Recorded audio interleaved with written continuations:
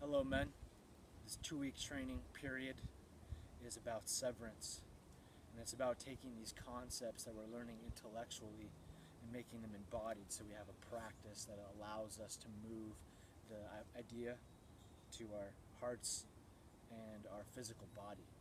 And the practice that I picked for these 2 weeks is to be able to learn how to use a throwing stick.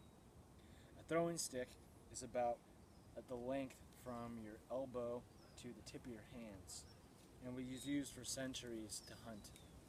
This is one of the primary tools that I use when I go out in the field. It's very primitive yet highly effective.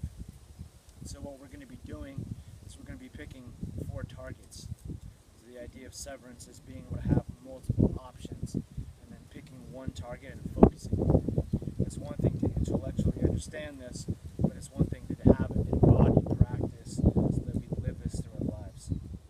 So what we're going to be doing, go ahead and find a stick. I know that most of you live in the city, so what you can do is go to a park, and I'm sure that they have trees, and either just break a stick about that length.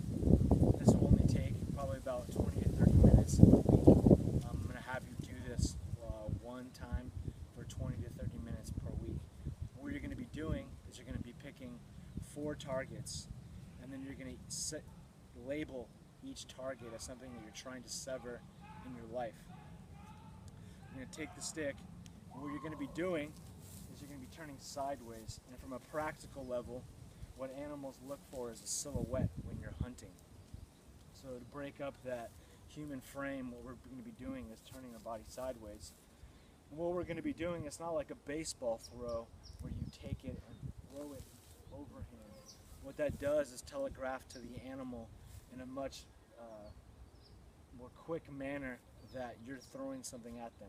So what you're going to be doing is you're going to be taking your hip, putting the stick by your hip, and then throwing the stick to your particular target. In this case, I picked 4 trees, 1, 2, 3, and then 4 in the back. So what I want you to do is just practice taking the stick, bending your knees slightly, get grounded. And what you're going to be doing is you're going to be taking the stick, releasing like this, so that there's minimal time where the animal can see where you are throwing and how you're throwing it. By disguising the human frame, we get the results that we want by hunting the animal. So, in this particular case, I'm going to pick that tree right there. So I'm going to give you an example.